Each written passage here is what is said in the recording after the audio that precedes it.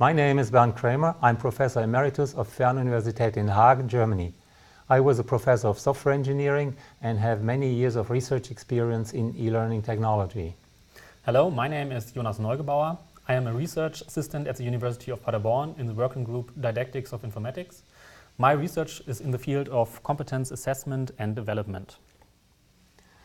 Well, we are here to introduce our paper with Helga Huppertz and Johannes Magenheim on a comparative study of the effectiveness of interactive online media in higher distance education. We have put this in contrast to the European distance teaching tradition, relying on pre-packaged self-instructional correspondence courses. Why are we interested in this? Well, Fernuniversität is the only German language distance teaching university worldwide. We have more than 80,000 students and have experimented with innovative learning modes for about 20 years now. Countless studies have compared online and face-to-face learning to understand the impact of web-based learning technology on higher and extended education. There is, however, very little original research and evaluation evidence about the possible advantages and disadvantages of web-based learning in a higher distance education setting. To fill this gap, we've formed an interdisciplinary group of computer science researchers from Fernuniversität and experts in the didactics of computer science from the University of Paderborn. Together, we performed a quantitative study and experimental research in online learning in a distance teaching setting. The project set out to find answers to the following research questions. To what extent can the learning objectives of a distant learning course be achieved? Is there a significant difference in competence gains and learning outcomes between students using custom textbooks and online distance students? Do students accept or even prefer online learning technologies to traditional correspondence courseware? Subjects of the study were volunteer students from Fernuniversität. The education context was an introductory programming course taught in the Business Informatics Bachelor program. For the purpose of the study, 1 out of 7 course modules was fully redeveloped as a web-based course with lots of interactive learning objects and self-assessment tests. Learning objectives, lecturer and tutors were the same, just the learning media were different. The online course was delivered in Moodle.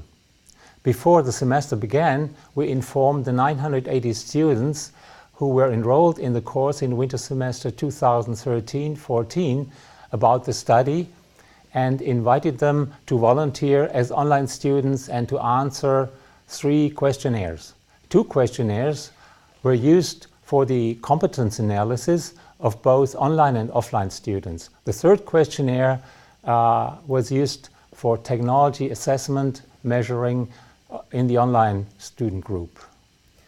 The competence assessment was done with a measurement instrument derived from the MOCOM competence model. This model was developed in a project at the universities of Paderborn and Siegen to assess computer science competences of students in German upper secondary education. The technology assessment questionnaire was derived from proven assessment tools like the technology acceptance model and the system usability scale. All 3 questionnaires are openly accessible under the URL given in the paper. Throughout the semester, we collected 4 sets of raw data.